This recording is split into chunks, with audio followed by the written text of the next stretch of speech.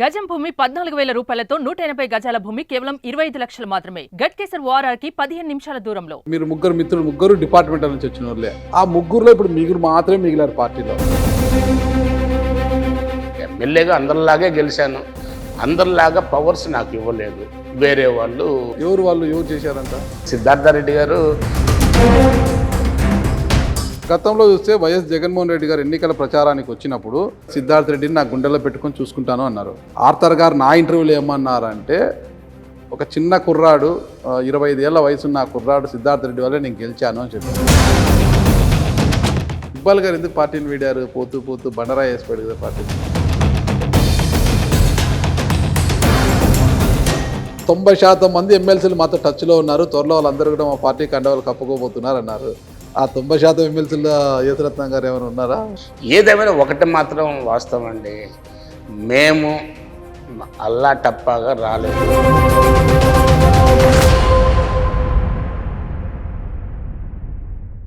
Welcome to Suman TV. నేను మీ నాగరాజ్ బైర్శెట్టిని. ఈరోజు మన అతిథి వైఎస్ఆర్సీపీ ఎమ్మెల్సీ, గుంటూరు వ్యవసాయ మార్కెట్ కమిటీ మాజీ చైర్మన్ చంద్రగిరి యేసరత్నం గారు మనతో ఉన్నారు. సార్ నమస్తే. నమస్కారం. బాగున్నారు సార్? బాగున్నా. హ్యాపీగా ఉన్నారా? హ్యాపీనెస్ తగ్గిందా? చాలా హ్యాపీగా. అవునా? ఎందుకంటే గతంలో అంటే అధికారంలో ఉన్నారు, ఇప్పుడు అధికారం కోల్పోయారు కదా. అది నేను అలా ఫీల్ అవ్వను. నేను ఎలా ఫీల్ అవుతానంటే, నేను సక్సెస్ఫుల్గా పోలీస్ ఆఫీసర్గా 37 ఇయర్స్ సర్వీస్ చేశాను. తర్వాత భగవంతుడు నాకు పెద్దల ఆశీస్సుల వల్ల ఇది బోనస్ పీరియడ్ అనుకుంటాను నేను. ఓకే. అంటే సక్సెస్ఫుల్గా అంత సర్వీస్ చేసి, గవర్నమెంట్ సర్వీస్ చేసేసి, చిన్న వయసులో రిక్రూట్ అయ్యి ఒక డిఐజీ స్థాయికి వెళ్ళి, మళ్ళీ ఇమ్మీడియట్గా ఒక్కరోజు కూడా ఖాళీ లేకుండా నాకు కంటిన్యూగా వచ్చేది. ఇదంతా కూడా నాకు బోనస్ పీరియడ్లో అంటే ప్రభుత్వంలో ఉన్నామా ప్రతిపక్షంలో ఉన్నామా అనేది కాదు. ఇక ప్రభుత్వంలో ఉన్నా ప్రజాసేవ చేసే అదృష్టమే, ప్రతిపక్షంలో ఉన్నా కానీ ప్రజాసేవ చేసే అదృష్టం. కాబట్టి నేను ఎప్పుడు కూడా మనకేదో కుంపలు మునిగిపోయిందనేది అయితే లేదు. Okay sir. ఇక్కడ ఒకటి వైఎస్ఆర్ కాంగ్రెస్ మీరు ముగ్గురు డిపార్ట్మెంట్ నుంచి వచ్చిన వాళ్ళే. అందరూ కూడా దాదాపు ఐపీఎస్ క్యాడర్ వాళ్ళే. అంతా ఒకరు ఐపీఎస్, నాన్ ఐపీఎస్ క్యాడర్ అయినా కూడా ఆ స్థాయిలో పనిచేసిన వారే. మీరు చంద్రగిరి యేసరత్నం గారు, మన తొగురు ఆర్థర్ గారు, ఆయన కూడా మార్షల్గా పనిచేశారు. ఆయన కూడా ఐపీఎస్ క్యాడర్లో పనిచేశారు. ఆయన ఇకపోతే ఇంకా ఐజీ మొహమ్మద్ ఇక్బాల్ గారు, ముగ్గురు కూడా డిపార్ట్మెంటల్. ఇటీవల మన ప్లీనరీ జరిగినప్పుడు కూడా మీకు బాధ్యతలు అంటూ కూడా ట్రాఫిక్ బాధ్యత కూడా మీకు ఇచ్చారు. ఒకరికి పోలీస్ భద్రత అంతా కూడా ఇచ్చారు. ఆ ముగ్గురులో ఇప్పుడు మీరు మాత్రమే మిగిలారు పార్టీలో. ఇక్బాల్ గారు బయటికి వెళ్ళిపోయారు. తొగురు ఆర్థర్ గారు నేను ఉండలేను బాబు ఈ పార్టీలో అంటూ ఆయన కాంగ్రెస్ పార్టీలోకి వెళ్ళిపోయారు. మీరు ఒక్కరే ఒంటరి అయిపోయారు కదా, ఏం బాధ లేదా? అసలు ఇక్కడ ఇంకోటి, మీరు మా ముగ్గురు పేర్లు తీశారు కాబట్టి ఇంకొక విషయం కూడా మీతో షేర్ చేసుకోవాలి. ఎందుకంటే మీతో షేర్ చేసుకునేది ఇది రాష్ట్ర వ్యాప్తంగా, దేశవ్యాప్తంగా, ప్రపంచవ్యాప్తంగా కూడా పోతుంది. కాబట్టి మేము ముగ్గురం కూడా చాలా వండర్ ఇప్పటికి కూడా అనుకుంటామండి. ఇక్బాల్ గారు chief security officer to personal chief security officer to Chandrababu Naidu గారు, అప్పుడు సీఎం. నేను chief security officer entire secretariat. వారు 4th ఫ్లోర్లో ఉంటారు, నేను గ్రౌండ్ ఫ్లోర్లో ఉంటాను. Arthur security officer. అంటే ముగ్గురం కూడా బాబు గారి దగ్గర సెక్యూరిటీ ఆఫీసర్స్గా, చీఫ్ సెక్యూరిటీ ఆఫీసర్ చేశాం. మాకు అదొక, మేము ముగ్గురు మళ్ళీ ఇక్కడ వచ్చేసేసి, సరే ఆ రోజున వైసీపీలో అందరం కలిసి కంటెస్ట్ చేయటం, మరి ఇక్బాల్ గారికి ఎమ్మెల్సీ రావడం, నాకు ఎమ్మెల్సీ రావటం, ఆర్థర్ ఎమ్మెల్యే అవ్వటం, ఇదంతా కూడా చాలా హ్యాపీ మూమెంట్. సరే రకరకాల కారణాల వల్ల ఆర్థర్ వెళ్ళాడు. అతను చెప్పే రీజన్స్లో అది కరెక్ట్ అనిపిస్తుంది, నిజమే కదా. మరి ఏం రీజన్స్ చెప్పాడు? అంటే మీ ఇద్దరికి ఆ సఖ్యత ఉంది, ఏరా పోరా అనుకునే అంత సఖ్యత ఉంది మీ ఇద్దరికి. మేమిద్దరం బ్యాచ్మేట్స్ అన్నా. అదే అదే అదే అదే ప్రౌడ్గా చెప్తున్నాం. మేమిద్దరం పోలీస్ ఆఫీసర్స్ అయినా కానీ మేము ఎక్కువ చీఫ్ మినిస్టర్స్ దగ్గర చేయటం, ఆర్థర్ కానీ నేను కానీ చేయటం వల్ల మాకు ప్రజాసేవ చేయాలనే ఆశ మేము డిపార్ట్మెంట్ ఉన్నప్పటి నుంచి కూడా, మా డ్యూటీ అయిపోయిన తర్వాత పిల్లల ఏదో మన ప్రాంతానికి చేయాలా, ఏదో సమాజానికి చేయాలనే దాంట్లో మేమిద్దరం బ్యాచ్మేట్సం. కాబట్టి ఆర్థర్ ఒక విధంగా చెప్పాలంటే నాకంటే కూడా ఆర్థర్ బ్యాచిలర్గా ఉండేవాడు హైదరాబాద్లో. మేడం అక్కడ లెక్చరరు, ఆర్థర్ బ్యాచిలర్గా ఉండేవాడు. నాకంటే కూడా ఎక్కువ సర్వీస్ చేస్తున్నాడు. అలాంటి సర్వీస్ చేసే ఆర్దరు నాకు చెప్పిన రీజన్ ఇప్పుడు అందరిలాగా నేను ఎమ్మెల్యేగా అత్యధిక మెజార్టీతో గెలిచాను, కానీ నాకు ఇక్కడ సరైన ప్రాధాన్యత లేదు, నాకెందుకో మనసు అంగీకరించట్లేదు. నేను అందుకనే నన్ను జగన్మోహన్ రెడ్డి గారు కానీ పార్టీ కానీ అందరూ కూడా చాలా బాగా చూసుకున్నారు, నాకు ఎక్కడా లోడ్ చేయలేదు. నాకు ఒకే ఒక్కటి, నేను ఎమ్మెల్యేగా అందరిలాగే గెలిచాను, అందరిలాగా పవర్స్ నాకు ఇవ్వలేదు. వేరే వాళ్ళు ఎవరు చేశారంట? రాష్ట్రం అంతా తెలిసిన పేరు మీరు నాతో చెప్పించాలని. అంటే మీరు చెప్తేనే బాగుంటుంది, అది ఏ పేరు నాకు కూడా ఐడియా లేదు. ఏంటి అని ఇంత చెప్పిన విషయం అదెందుకు చెప్పరు మీరు? ఏముంది, అందరూ తెలిసిందే. సిద్ధార్థారెడ్డి గారు అందరికంటే వయసులో చాలా, ఒక విధంగా చెప్పాలంటే ఆ బిడ్డ వయసు. మరి రాష్ట్రం అంతా తెలుసు, ప్రతి నిత్యం కూడా ఈ మీడియాలో, ప్రింట్ మీడియాలో, ఎలక్ట్రానిక్ మీడియాలో వస్తుంది. సిద్ధార్థరెడ్డి గారు డామినేట్ చేసేసేసి పవర్స్ అన్నీ ఆయన పెట్టుకున్నాడు.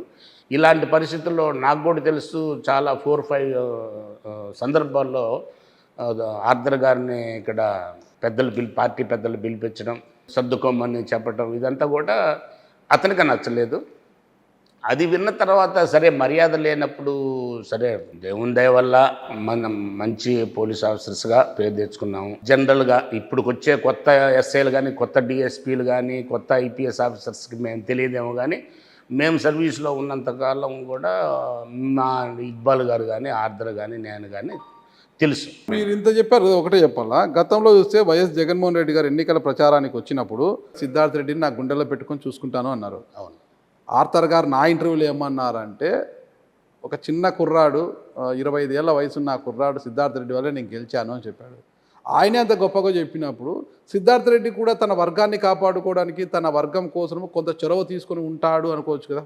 జగన్మోహన్ రెడ్డి గారు స్వతహాగా ప్రతి ఒక్కరిని కూడా నన్ను గుండెల్లో పెట్టుకొని చూస్తాను అంటారు, చూశారు.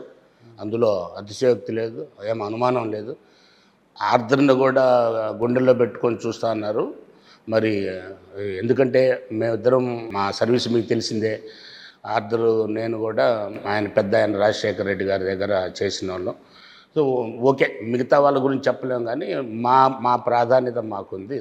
జనరల్గా ఆయన నేచర్ ఏంటంటే, సిద్ధార్థరెడ్డి కూడా నేనేం సిద్ధార్థరెడ్డిని తీసేయట్లేదు, సిద్ధార్థరెడ్డిని తక్కువ చేయట్లేదు, కానీ నేను చెప్తాను, మీ వల్ల నేను ఇంత పెద్దోడిని అయ్యాను అని చెప్తాను. బట్ నా పవర్స్ నీకు నువ్వు ఎంజాయ్ చేయమని కాదుగా. పవర్స్ ఉండే సర్వీస్ చేయడానికి, ఎంజాయ్ చేయడానికి. ఐ మీన్ అదే, ఇప్పుడు నాకు ప్రజాక్షేత్రంలో నన్ను గెలిపించారు, నాకు కొన్ని బాధ్యతలు ఉన్నాయి, ఆ బాధ్యతల్ని నన్ను పక్కన పెట్టేసేసి వేరే వాళ్ళు చేతిలోకి తీసుకోవటం అనేది నచ్చకెళ్ళాడు అనేది నాకు చెప్పిన రీజన్. నేను కూడా చెప్పిన దానికి కరెక్టే కదా, మనకి ఎక్కడైతే మనకి మనస్తృప్తిగా ఉండదో అక్కడ మన మనసుకు అంగీకరించే విధంగా వెళ్ళాలనేది నా ఉద్దేశం. అట్లా తీసుకుంటే మీరు పార్టీలో ఉండారు కదా, మీకు గతంలో మీకు లేళ్ళ అప్పిరెడ్డి గారికి కొంత విభేదాలు ఉన్నా కూడా మద్దాల గిరిధర్ గారిని మళ్ళీ మీరు ఓడిపోయిన తర్వాత మీ మీద గెలిచిన మద్దాల గిరిధర్ గారిని పార్టీలోకి తీసుకొచ్చిన తర్వాత మీరు ఆయన మీద అప్పటికే కోర్టులో కేసు వేసి ఉన్నారు. 2 బూతుల్లో అక్రమాలు జరిగాయి, దాని ద్వారా అతను గెలిచాడని కేసు వేశారు. ఇదంతా మీకు ఒక సఫకేషన్ ఉన్నప్పటికీ కూడా మీరు పార్టీలోనే కొనసాగారు కదా. ఎంతమంది ఎన్ని చేసినా కానీ నా ప్రాధాన్యతకు కానీ, మరి నాకు కానీ జగన్మోహన్ రెడ్డి గారు సముచిత స్థానం ఇచ్చారనేది నా ఫీలింగ్. నేను ఇందాకే చెప్పాను, 37 ఇయర్స్ పోలీస్ ఆఫీసర్గా మంచి సర్వీస్ చేశాను. నేను ఇప్పుడు చేసేది బోనస్, నాకు ఇది బోనస్, భగవంతుడు ఇచ్చిన పెద్దల ఆశీస్సుల వాళ్ళు ఇచ్చిన బోనస్. దీంట్లో ఇది నాకు ఎక్కువ తక్కువ నన్ను సరే, ఎట్ మోస్ట్ సాటిస్ఫాక్షన్ మీకు తెలిసిందే. మిర్చి యాడ్ చైర్మన్గా 3.5 సంవత్సరాలు చరిత్రలో, ఇప్పటివరకు ఆ యాడ్ చరిత్రలో 3.5 సంవత్సరాలు మిర్చి యాడ్ చైర్మన్ చేసిన దాఖలాలు ఎవరు లేరు. సగర్వంగా చెప్పుకుంటాను, 3.5 ఏళ్లలో కూడా ఒక స్ట్రైక్ కానీ, ఎన్నో అసోసియేషన్స్ ఉన్నాయి అక్కడ, కొన్ని వేల మంది అక్కడ దాని మీద జీవనాధారం ఉన్నారు, కొన్ని వేల కుటుంబాలు బతుకుతుంటాయి. రకరకాల ఎక్స్పోర్ట్ కమిటీ, ఇంపోర్ట్ కమిటీ, ఆ అసోసియేషన్, ఈ అసోసియేషన్, కాపలా అసోసియేషన్, దొడ్డి కాపలా అసోసియేషన్, ఎత్తే అసోసియేషన్, మూటలు దించే అసోసియేషన్, ట్రాలీల అసోసియేషన్, ఇట్లా ఎన్నో అసోసియేషన్స్ ఉన్నా కానీ ఒక్కరోజు ఒక్క అసోసియేషన్ కూడా లేదు. నా టెన్యూర్లో నేను 10,000 కోట్ల రూపాయల బిజినెస్, అది కూడా రికార్డ్ చేశాను. 10,000 కోట్ల రూపాయలు దాటిపోయింది నా టెన్యూర్లో. ఇంటర్నేషనల్ మార్కెట్లో నేను ఎప్పటికప్పుడు ఇక్కడ రేటు పడగొట్టే వాళ్ళు కొంతమంది ఉంటారు.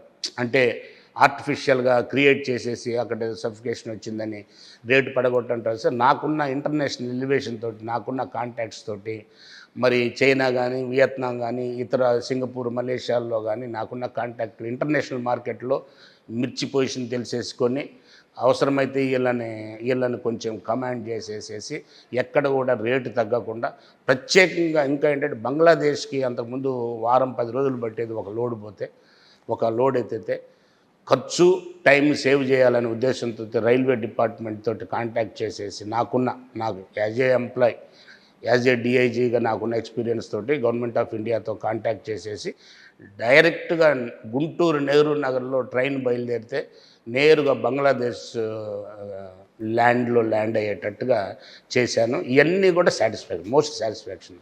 దీనిలో కూడా అప్పిరెడ్డి గారు కూడా మార్కెట్ దీనిలో కూడా ఆయనకన్నా ఎక్కువ చేశారా?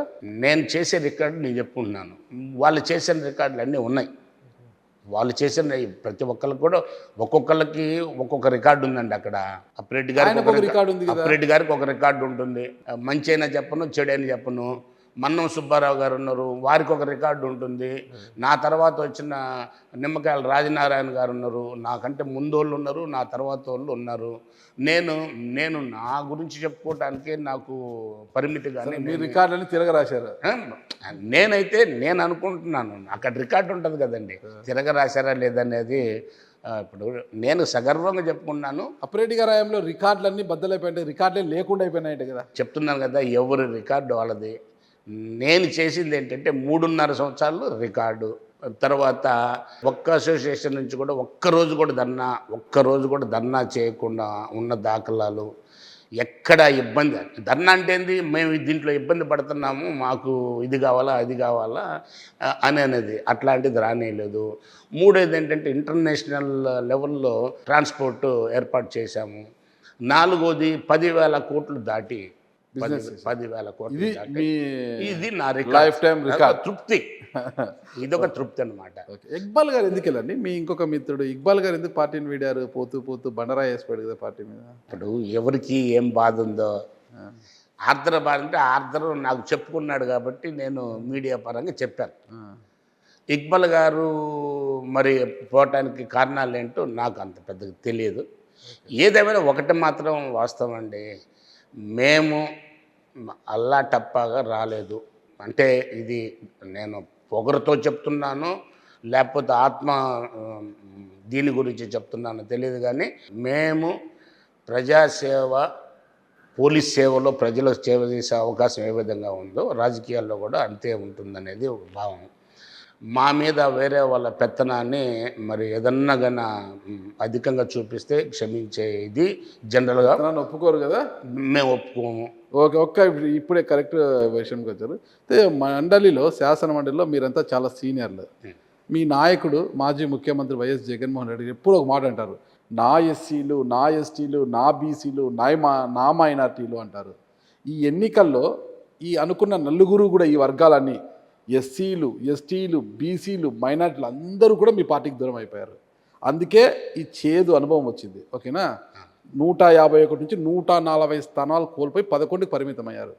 మరి ఈరోజు నా ఎస్టీలు, నా ఎస్సీలు, నా బీసీ, నా మైనార్టీ అన్నప్పుడు శాసన మండలిలో ఎస్సీలు ఉన్నారు, బీసీలు ఉన్నారు, మైనార్టీ అందరూ ఉండగా అందరికన్నా జూనియర్ అయిన లేళ్ల అప్పిరెడ్డి గారికి ఈరోజు శాసన మండలి వైఎస్ఆర్సీపీ పక్ష నేతగా, శాసన మండలి ప్రతిపక్ష నేతగా పవర్స్ ఇచ్చారు కదా. మరి ఆయన పవర్స్ కింద మీరు ఉండాల్సిందే కదా. నాయకుడు ఏ నిర్ణయం తీసుకున్నా కానీ మనం కట్టుబడి ఉండాలండి. మరి దానికి ఎందుకు నా బీసీలు, నా ఎస్టీలు, నా మైనార్టీలు అనేది ఎందుకు? మరి బీసీ సామాజిక వర్గం నుంచి మీరు ఉన్నారు, ఒక డిఐజీగా పనిచేసిన వ్యక్తి, ఒక సీనియరు, ఒక సిన్సియరు, ఒక డిసిప్లిన్ ఉన్న వ్యక్తి. మీతో పాటు చూస్తే యాదవ్ సామాజిక నుంచి రమేష్ యాదవ్ ఉన్నారు, ఎస్సీలో బల్లి కళ్యాణ్ చక్రవర్తి ఉన్నారు, ఎస్టీలో మైనార్టీస్లో రాయచోటికి చెందిన ఖాతున్ గారు ఉన్నారు, ఇలా చెప్పుకుంటూ చాలామంది ఉన్నారు కదా. ఇంతమంది ఉండగా లేళ్ల అప్పిరెడ్డి గారికి ఆ పదవి ఎందుకు ఇచ్చారని రెడ్డి సామాజిక వర్గానికి చెంది, అంటే జగన్మోహన్ రెడ్డి గారు మాటలేమో నా ఎస్సీలు, నా ఎస్టీలు, నా బీసీలు, నా మైనార్టీలు, పదవులు వచ్చేసరికి తన సామాజిక వర్గానికి చెందిన లేళ్ళ అప్పిరెడ్డికే కట్టబెట్టారు కదా, దీన్ని ఎలా చూడొచ్చు అంటారు? చెప్పాం కదండి, ఇప్పుడు ఈక్వేషన్స్ వాళ్ళ ఈక్వేషన్స్ మరి వాళ్ళకు ఉంటాయి కాబట్టి we should not comment on that. ఏమా ఈక్వేషన్స్? పార్టీకి బాగా ఆది నుంచి సేవ చేశాడని అనుకోవచ్చు, లేకపోతే అతనిలో ఏం స్పెషలైజ్డ్ క్వాలిఫికేషన్స్ ఉన్నాయో ఉన్నాయి కాబట్టి ఇచ్చాడని అనుకున్నాం. నాకంటే కూడా మరి రాజశేఖర్ గారు ఉన్నారు, ఇట్లాంటి సామాజిక వర్గానికి చెందిన మరి రాజశేఖర్ గారు ఉన్నారు. ఇట్లాంటిది ఏదన్నా వస్తే జనరల్గా వాళ్ళకి సీనియర్స్, తర్వాత వాళ్ళు ఆయన కూడా పార్టీ ఆవిర్భావం నుంచి వచ్చింది అని అనుకున్నాం, ఆయనకు వస్తుందని అనుకున్నాం. కానీ మరి అధిష్టానం ఈ నిర్ణయం తీసుకుంది కాబట్టి దాని మీద కామెంట్ చేయాలి. లేళ్ళ అప్పిరెడ్డి ఆయన కింద మీరు పనిచేయాలి కదా ఇప్పుడు శాసనపక్ష నేతగా. అసలు శాసనపక్ష నేత అంటే ఆయన ఏదో ఆకాశం నుంచి దిగొచ్చినోడు కాదు, లేకపోతే మమ్మల్ని శాసించేది కూడా ఏం లేదు. కౌన్సిల్లో ఉంటాం కాబట్టి ఆయన ఏదైతే ఆదేశాలు ఉన్నాయో పార్టీ సభ్యులంతా కూడా మానిటరింగ్ చేసుకొని ఇది చేసే బాధ్యత ఆయనపైతే ఉంటుంది కదా శాసనసభ. అదే అంతవరకే కానీ డిక్టేట్ చేయటం కాదు. ఇప్పుడు అన్న నువ్వు ఇది మాట్లాడు అంటాడు, నా చేతనైతే మాట్లాడు, నాకు సబ్జెక్ట్ ఉంటే మాట్లాడతాను, లేకపోతే నేను వేరే వాళ్ళకి ఇవ్వని అంటాను. దాన్ని నువ్వు మ్యాండేట్గా నువ్వు మాట్లాడు, నువ్వు చెయ్యి, నువ్వు ఇట్లా చేయి, నువ్వు అట్లా చేయి అంటాడు. ఆయనదే ఉండదు. ఇప్పుడు రమ్మంటే వస్తాం, పొమ్మంటే పోతాము, అంతేగాని ఇప్పుడు అదే కదా పవర్ అంటే, రమ్మంటే రాస్తాం, పోమంటే పోతాం. ఆయనది కాదుగా, మిమ్మల్ని నడిపించే బాధ్యత ఆయనకి ఇచ్చారు కదా జగన్మోహన్ రెడ్డి గారు. జగన్మోహన్ రెడ్డి గారి ఇన్స్ట్రక్షన్స్, పార్టీ ఇన్స్ట్రక్షన్స్, పార్టీ పెద్దల ఇన్స్ట్రక్షన్స్ ఏమున్నాయో అది ఇంప్లిమెంట్ జరగడానికి వారధి మాత్రమే. ఆ పార్టీ ఇన్స్ట్రక్షన్స్, పార్టీ విధి విధానాలు లేళ్ళ అప్పిరెడ్డి గారే కాపాడగలరా? పెద్దోళ్ళ దృష్టిలో మరి అదే ఉంది. మొత్తం మీద తీసుకుంటే సార్, ఈ ఎన్నికల్లో 2024 ఎన్నికల్లో ఘోర పరాజయం. 151 స్థానాల్లో కనీసం 51 కూడా నిలబెట్టుకోలేకపోయారే. 140 స్థానాలు కోల్పోయి 11కు పరిమితమై ప్రతిపక్ష హోదా లేకుండా పోయింది కదా. ఎలా చూస్తారు అసలు ఎన్నికల ఫలితాల గురించి మీ విశ్లేషణ ఏంటి? 95% డిఫరెంట్గా ఆలోచిస్తుంటారు, కానీ ఒక 5% ఆలోచించే వాళ్ళల్లో 5% ఆలోచించే వాళ్ళు నేను ఒకన్నా.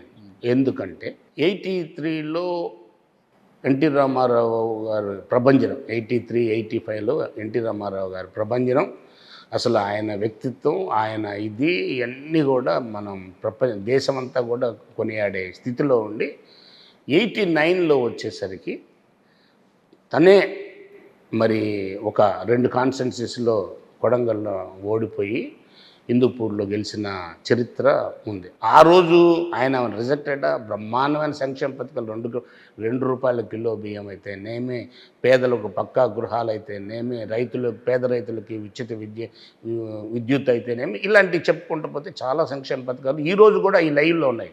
అలాంటి ఎన్టీ రామారావు గారు 89 ఎలక్షన్స్లో కేవలం 74 సీట్లకు పరిమితం అయిపోయి ఒక చోట స్వయంగా ఓడిపోయిన దాఖలాలు ఉన్నాయి. ఆ రోజున నేషనల్ ఫ్రంట్ చైర్మన్గా ఉన్నారు ఆయన, నేషనల్ ఫ్రంట్ చైర్మన్గా ఉన్నారు. అక్కడ గవర్నమెంట్ని మార్చేశారు. ఆ రోజున విపి సింగ్ని ప్రధానమంత్రిని చేయటంలో కానీ, ఆ రోజున మరి ప్రెసిడెంట్ ఆఫ్ ఇండియాలు చేయటంలో కానీ, కేంద్ర క్యాబినెట్లో మంత్రులను నియమించే కాదు కానీ చాలా ప్రాధాన్యత రోలు ఇక్కడ 89లో ఇక్కడ మన ఆంధ్ర ప్రజలు తిరస్కరించినప్పటికి కూడా ఎక్కడ కూడా చరిస్మా తగ్గకుండా నాకు, ఎందుకంటే నేను పర్సనల్ సెక్యూరిటీ ఆఫీసర్గా ఉన్నాను కాబట్టి ఇవన్నీ నాకు అవగాహన ఉంది. మళ్ళీ 5 సంవత్సరాలు తిరగకుండా 1994లో జరిగిన ఎలక్షన్స్లో మళ్ళీ ప్రభంజనం 74 సీట్లలో సగం కూడా రాకుండా కేవలం 26 సీట్లకి పరిమితం చేసి కాంగ్రెస్ని ఓడించారు. అంటే నేనేం చెప్తున్నానంటే this is a very good message for all party, including మా పార్టీ, తెలుగుదేశం పార్టీకి, అంటే ఇంక ప్రస్తుతం రూలింగ్లో ఉన్నాయి కాబట్టి జనసేన కానీ అందరికి కూడా ఇది తెలియాలి. ఎందుకంటే ప్రజలు మనం ఇచ్చిన తీర్పును మనం గౌరవించాలి. ఈ రోజున 164 సీట్లు ఇచ్చారంటే డెఫినెట్గా వీ హావ్ టు ఆనర్, మనం గౌరవించాల్సింది ఇదే. ఇచ్చారు కదా అని ఇప్పుడు జరిగే కొన్ని విధిలో ఎక్కడన్నా తేడా వచ్చేసేస్తే మళ్ళీ ఈ స్థాయికి వచ్చే పరిస్థితి రాకుండా ఇదొక లెసన్స్. ఏది 89 ఎలక్షన్స్ కానీ, 94 ఎలక్షన్స్ కానీ, అంత దూరం ఎందుకు? లేటెస్ట్ 19లో 151 సీట్లు వచ్చి ఇప్పుడు మనం డిస్కస్ చేసేదే కదా. 19లో కేవలం 5 ఏళ్లలో ట్రెమండరస్ తిప్పికొట్టారు కదా. సో అందుకని నాకైతే పెద్ద విచిత్రం లేదు. It is very common. సిమిలర్గా మనం వైసీపీ జాగ్రత్త పడటం అయితేనేముంది, తెలుగుదేశం జాగ్రత్త పడటం వల్ల మంచి చెడు జరిగే అవకాశాలు ఉన్నాయి. మరి ఇలా అంటున్నారు, మంచి చెడు అంటున్నారు కదా. ఈరోజు మీరు దాన్ని స్వీకరించి, ప్రజల తీర్పు స్వీకరించి జగన్మోహన్ రెడ్డి గారు అసెంబ్లీకి రాకుండా ఢిల్లీకి వెళ్ళి ధర్నా చేస్తానని కూర్చున్నారు కదా. అది సపరేట్ సబ్జెక్ట్ కదండి. Separate subject. అసెంబ్లీ జరుగుతున్న సమయంలో ప్రజా సమస్యలపైన గలం విప్పాల్సింది పోయి ఇచ్చిన హామీలు ఎంతవరకు వచ్చాయి, ఇచ్చిన హామీలు ఎప్పుడు అమలు నుంచి చేస్తారు, ఎప్పటి నుంచి అమలు చేస్తారు, ఏం కథ, ఉచిత బస్సు ప్రయాణం అయితేనేమి, డిఎస్సి సంతకం పెట్టారు, ఇంకా అది ఏమి అమలు కాలేదు, ఏంటన్ని విషయాలు మాట్లాడాల్సింది పోయి ఢిల్లీకి వెళ్ళిపోవడం ఏంటి? ఢిల్లీకి వెళ్ళే సబ్జెక్టు అది సపరేట్గా శాంతి భద్రతలని శాంతి మీ భద్రతలు ప్రభుత్వ హయాంలో శాంతి భద్రతలకు విఘాతమే కలగలేదా? ఉంటాయండి సార్ శాంతి భద్రతలు. ఇప్పుడు నేను ఇంకొక విషయం కూడా ఇక్కడ చెప్పాలి. అంటే రాజకీయంగా కాదు ఒక రిటైర్డ్ పోలీస్ ఆఫీసర్ కూడా చెప్తున్నాను. ఏ ప్రభుత్వం అయినా కానీ మంచి పరిపాలన అందిస్తుంది, ప్రజలు సుఖశాంతులతో ఉంటున్నారు అని అంటే ఇప్పుడు మనం అనుకోవచ్చు. నిజంగా కూడా భారతదేశంలో ఎవ్వరు ఇవ్వనని సంక్షేమ పథకాలు తూచా తప్పకుండా ఇచ్చిన ఘనత జగన్మోహన్ రెడ్డి గారు. సేమ్ ఇంతకంటే మంచి ఇంకా బెటర్ సంక్షేమ పథకాలు ఇస్తారని చంద్రబాబు నాయుడు గారు చెప్పారు. సో ఇది ఒకటి మాత్రమే. ఏది సంక్షేమం అనేది ఒకటి, అభివృద్ధి కూడా ఉంది. అభివృద్ధి సరే గతంలో జరగలేదు అని అంటున్నారు. చంద్రబాబు నాయుడు గారు ఏ విధంగా అభివృద్ధి చేస్తారు? మూడోది అనుకుందాం, గత పాలనలో ఇప్పుడు తెలుగుదేశం విమర్శించినట్టు గత పాలనలో మరి ఎక్కడ కూడా ఇది లేదు, శాంతి భద్రతలో లేదు అనేది ఉంది. ఇది ఆది నుంచే. రీజన్ ఏదన్నా కావచ్చు, ఇదేమే కొత్త కూడా కాదు. కాకపోతే ఈ ట్రెడిషన్ ఏంటంటే కొన్ని ప్రాంతాల్లోనే ఉండే ట్రెడిషను దురదృష్టం. మరి కారణం తెలియదు కానీ కొన్ని ప్రాంతాల్లో ఎలక్షన్ అయిన తర్వాత కొన్ని ఫ్యాక్షన్ ఏరియాల్లో ఉన్నాయి. రాయలసీమలో కొన్ని ప్రాంతాల్లో, పల్నాడు. అది ఒకటి వినుకొండలో జరిగిన వ్యక్తిగత కక్షలతో జరిగిన ఒక హత్యాకాండను పట్టుకుని ధర్నా చేయడానికి ఢిల్లీ వెళ్ళడం ఏంటి? తన సొంత చెల్లి వైఎస్ షర్మిల గారే ఈరోజు పిసిసి అధ్యక్షుడు సొంత చెల్లె విమర్శించారు కదా. సొంత బాబాయిని గొడ్డలతో నరికి చంపితే నువ్వు ఒక రోజు కూడా ఢిల్లీకి వెళ్ళి ధర్నా చేయలేదు కదా. ఈరోజు ఎవరో ఎక్కడో వ్యక్తిగత కారణంతో వాళ్ళు చంపుకుంటే వాళ్ళ కోసం ఢిల్లీకి వెళ్ళి ధర్నా చేయడం ఏంటి? ప్రజల పక్షాన అసెంబ్లీ జరుగుతుంటే ప్రజల పక్షాన పోరాటం చేయాల్సింది పోయి ఢిల్లీకి వెళ్తావు, సొంత చెల్లినికి మోసం చేశావు, ప్రజల్ని మోసం చేస్తున్నావా? ఇదెక్కడి పద్ధతి అని సొంత చెల్లె విమర్శించారు కదా. సొంత చెల్లి ఇక్కడ ముఖ్యమంత్రి అయిన తర్వాత, ప్రజానాయకుడు అయిన తర్వాత, రాష్ట్ర నాయకుడు, దేశ నాయకుడు అయిన తర్వాత సొంత చెల్లి అయినా, నాగరాజు గారైనా, యేసురత్నం అయినా కానీ అంతా ఒకటే. అయితే అది ఆల్రెడీ సెంట్రల్లో టేకప్ చేసేసి సిబిఐ దర్యాప్తు జరుగుతున్నప్పుడు ఎవరి ఇన్వాల్వ్మెంట్ కూడా అంత ఉండదు. కాబట్టి ఇది రాజకీయ విమర్శలండి. షర్మిలా గారు చేసిన రాజకీయ విమర్శ అవుతుంది. దాని గురించి నేను ఎక్కువ మాట్లాడినా కానీ నాకు తెలిసి ఏదైనా కావచ్చు. సొంత బాబాయిని హత్య చేసినప్పుడు, అంత పాశవికంగా హత్య చేసినప్పుడు దానిపై ఒక్క రోజు కూడా మాట్లాడని జగన్మోహన్ రెడ్డి గారు ఈరోజు ఎందుకు బయట ఏదో మారణహోమం జరిగిపోతుంది, శాంతి భద్రతలకు విఘాతం కలుగుతోంది, మీ హయాంలో సొంత ఎమ్మెల్సీ, మీ సహచర ఎమ్మెల్సీ ఈరోజు మళ్ళీ వచ్చాడో లేదో తెలియదు, ఆయన కార్ డ్రైవర్ని చంపేసి ఇంటికి పార్సల్ ఏదేదో జొమాటోనో స్విగ్గీనో వాళ్ళు వచ్చి పార్సల్ ఇచ్చిపోయినట్టుగా పార్సల్ ఇచ్చిపోతేనే అతను రెడ్ కార్పెట్ వేసి స్వాగతించారు పార్టీలోకి. మళ్ళీ ఆయన సీఎంఓలోకి వచ్చినా కూడా ఆయనకు వెల్కమ్ చెప్పారు. ఈ పరిస్థితిలో ఉన్న మీరు ఈరోజు దీని గురించి మాట్లాడడం కరెక్ట్ అంటారా? మీరు చెప్పేది నేను అర్థం చేసుకుంటాను. ఏంటి, ఒకటి మాత్రం వాస్తవం అండి, ఎవరిని సేవ్ చేయలేరు చట్ట పరిధిలో. ఇప్పుడు మీరు చెప్పిన అనంతబాబు విషయం మీరు చెప్తున్నారు. మీరు అనుకోవచ్చు అతను రిమైండ్కి వెళ్ళాడు, రిమైండ్ నుంచి వచ్చాడు. తర్వాత ఈ లోకల్లో ఇప్పుడు లోకల్లో వాళ్ళ వాళ్ళ వాళ్ళ గుర్తింపు నేను నేను ఈయనకి అనంతబాబు గారికి నేను దగ్గర అనుకోవటానికి పూలదండలు వేసినంత మాత్రాన ఈ చట్టంలో అతనికి జరగాల్సిన పార్టీ సస్పెండ్ చేయలేదు, సీఎంఓకి వచ్చారు ఆయన. మళ్ళా ఎన్నికలకు ముందు సీఎంఓకి వచ్చి ఆ పెద్దలతో కలవడము పోవడం జరిగింది. అది ఎలా రాణించుకున్నారు పార్టీలో? ఒకటండి, నేనేం సపోర్ట్ చేయట్లేదు, కానీ అభియోగం మోపటం ఒక ఎత్తు, శిక్ష పడటం ఒక ఎత్తు. శిక్ష పడ్డ తర్వాతనే అతను నేరం రుజువైన తర్వాతనే, నేరారోపణ అయిన తర్వాతనే అది నేరస్తుడిగా పరిగణించాలి. కాదు, ఆయన పార్సల్ తెచ్చి ఇంటికి ఇచ్చాడు కదా. అదేనండి, అది అభియోగమే కదా. ఇప్పుడు ఆయన చంపాడు అనేది చేస్తే ఇంకా అసలు కేసు ఏముంది? ఇప్పుడు జరిగిన దాని గురించి ఏదో పోలీసు వాళ్ళ ఇన్వెస్టిగేషన్లో కేసు జరుగుతూనే ఉంది. ఇన్వెస్టిగేషన్లో ఉన్నప్పుడు, న్యాయ పరిధిలో ఉన్నప్పుడు ఎవరు కూడా మనం మాట్లాడకూడదు. చట్టం దాని పని అది చేసుకొని పోతున్నప్పుడు వీళ్ళు దండలేసినంత మాత్రాన అతను ఎక్విటల్ అవ్వలేడు, మనం కోపగించుకున్నంత మాత్రాన అతనికి శిక్ష పడదని నమ్మకం లేదు. సో వాళ్ళు ఏంటంటే అక్కడ లోకల్లో ప్రతి ఒక్కళ్ళు కూడా జైలుకు పోయి వచ్చిన తర్వాత చాలా మందిని చాలా రకాలుగా దండలేసి స్వాగతించటం, మా ఊరు కాబట్టి నన్ను, వాళ్ళ ఊరు కాబట్టి అతన్ని, రకరకాలుగా ఉంటాయి. కాబట్టి చట్టం నుంచి ఎవరు తప్పించుకోలేరండి. ఇది రాసి పెట్టుకోండి. కాకపోతే ఏంటంటే ఈ చట్ట పరిధిలో ఉన్న లోటుపాట్లు ఏమన్నా అడ్వాంటేజ్ తీసుకొని టెంపరీగా మాత్రం వాళ్ళు సస్టైన్ అవుతారు, కానీ లాంగ్ రన్లో మాత్రం అందులో స్పెషల్లీ ఇది మాత్రం మీరు ఏదైతే చెప్పారో అదైతే మాత్రం నిజంగా ఎవరు చేసినా చాలా దుర్మార్గమైన ఇది.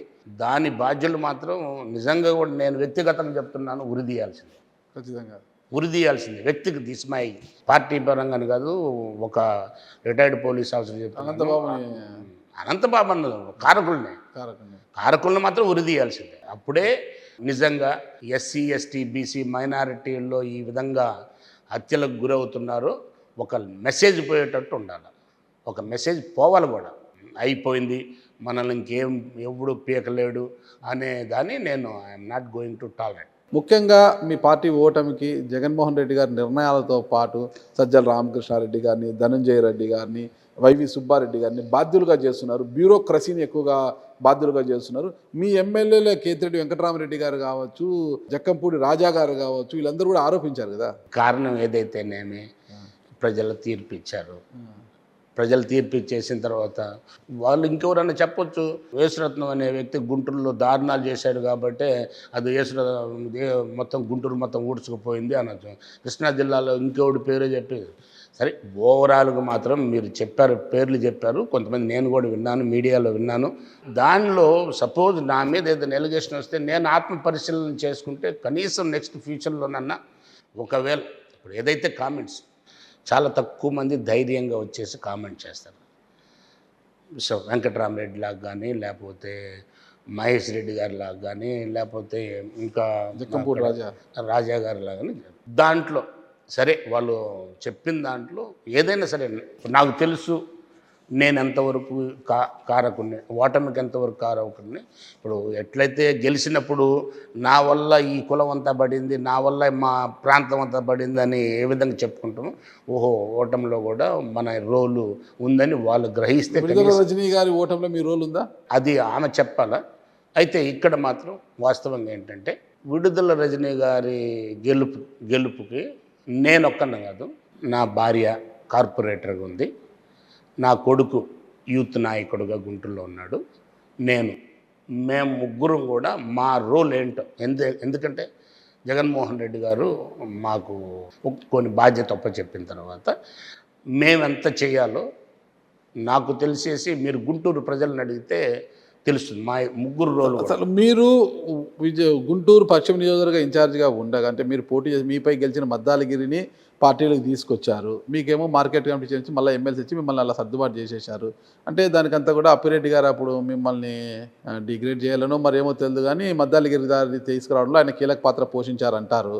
మరి మద్దాల గిరిదారు వచ్చినాక ఆయనన్నా సక్రం పాపం ఆయన మీ పార్టీని నమ్ముకొని ఆ కండువా పీకేసి ఈ కండువా వేసుకుని ఆయనకన్నా టికెట్ ఉంటే ఆయన గొంతు కోసేసి ఆయనని పక్కన పెట్టి ఎక్కడో చిలకలూరుపేటలో అవినీతి అక్రమాలపై ఆరోపణలు ఎదుర్కొన్న విడుదల రజనీ గారిని ఇంటికి తీసుకొచ్చారు. మీ గొంతు కోసిరి మద్దాల గిరి గారు గొంతు కోసిరి విడుదల రజనీ గారి టికెట్స్ ఏమైంది? మొత్తానికి ఆమె ఓడిపోయింది. కారకులేమి? కారణం ఏంటి? ఒకటండి, నేను ఇక్కడ రిటైర్ అయ్యి రిజైన్ చేసి వచ్చాను. వచ్చేసిన తర్వాత మీరు చెప్పిన ఒకళ్ళిద్దరు దుర్మార్గంగా నన్ను ఓడించారు. ఎవరు ఇద్దరు? అయ్యో, ఎన్నిసార్లు చెప్పిస్తారు నాకు ఒకళ్ళిద్దరు అర్థం కాలేదు సార్. ఎవరు వాళ్ళిద్దరు? ఏదో ఒకళ్ళిద్దరు సార్ చెప్తే క్లారిటీ ఉండాలి. ఏదైనా కూడా తెలుసు, ప్రజలకు తెలుసు. మీరు పోలీస్ ఆఫీసర్, మీరు కూడా అలా భయపడతారా? భయమేమి లేదు కానీ ఇందులో నేనైతే ప్రపంచం 151 సీట్లు గెలిచిన ప్రపంచంలో ఓడిపోయానంటే అయితే నేను అంత దుర్మార్గుని అయ్యి ఉండాలా, లేకపోతే మోసానికి గురై ఉండాలా. నాకు నేను దుర్మార్గుని కాదని అనుకుంటాను కాబట్టి నాకు తెలుసు. మిమ్మల్ని మోసం చేసింది ఎవరు, మీ ఓటమి కారకులు ఎవరు చెప్తే బాగుంటుంది కదా సార్. ప్రజలకు తెలుసండి. నాకు కూడా తెలియాలి సార్, మా మీడియా వాళ్ళకి తెలియాలి కదా. ప్రజలకు తెలిసిందే కానీ ప్రజలకు తెలిసినా మా ద్వారా మీడియా ద్వారా తెలియాలి కదా సార్. ప్రజలకు తెలుసు. ఎందుకంటే మీకు పదవి కాంక్షతో మళ్ళీ పేర్లు చెప్తే ఏమైనా ఇబ్బందులు వస్తాయి.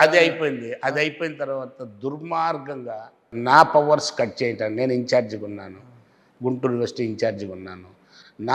నా పవర్ని నా ప్రతిష్టను దిగ్గజార్చాలనే ఉద్దేశంతో మద్దాల గిరి గారిని తీసుకొని వచ్చారు.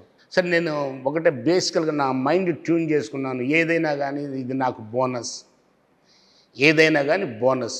తెచ్చింది ఎవరు మద్దాల గిరి గారిని పార్టీలోకి? అది కూడా ప్రజలందరికీ తెలుసు. నాకు తెలియదు సార్.